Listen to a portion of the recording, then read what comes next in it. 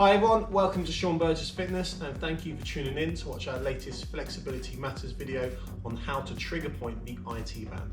So firstly, let's just locate the IT band to give you a little bit of background knowledge. So the muscle runs from the greater trochanter here all the way down to this fibular head, just at the side of your lower leg. So it's basically that muscle band, that lateral band that goes down the outside of the leg. So it's not quite the quadricep group, although it's very closely connected, and it's not quite the hamstrings either.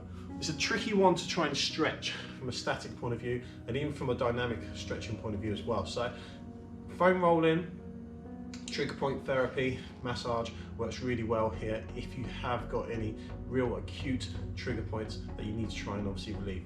So what you're going to do is use a soft roller on this because there really isn't a lot of fascial covering on the muscle here, so it will feel quite sore almost straight away. You're going to put the roller just at the top of the hip and you need to get yourself into a side plank position. All right, so hopefully you've done these before in the gym. So go firstly with a straight arm and just position yourself on the roller.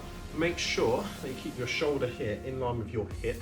Just do a little bit of rotation and make sure you adjust. Then when you feel like your leg's in the correct position, you can go down to a bent arm. Also, just before you do as well, just look down your leg and make sure that leg is straight and keep the toes pointing upwards. All right, just that way it's easier for us to move. This top leg here is really important. So this is actually going to be doing all of the work for us in terms of the movement. So you want to make sure that the foot's flat. Okay, you do need a certain degree of flexibility to be able to get into this position, but hopefully that's not an issue.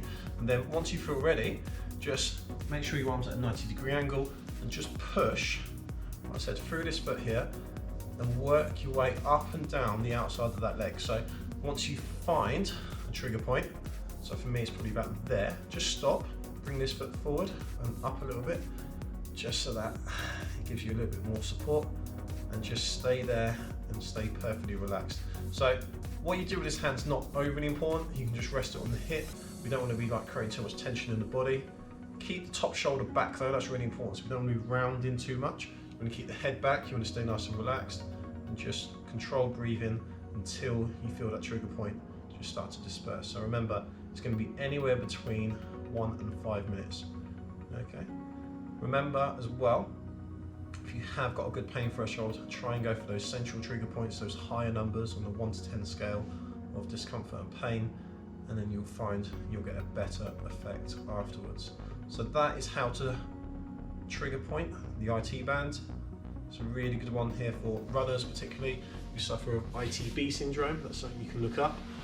I recommend doing that more after training rather than before, because it will leave you feeling quite sore. As always guys, if you've got any questions or queries, don't hesitate to get in touch. Thank you for watching today and I look forward to seeing you all again soon.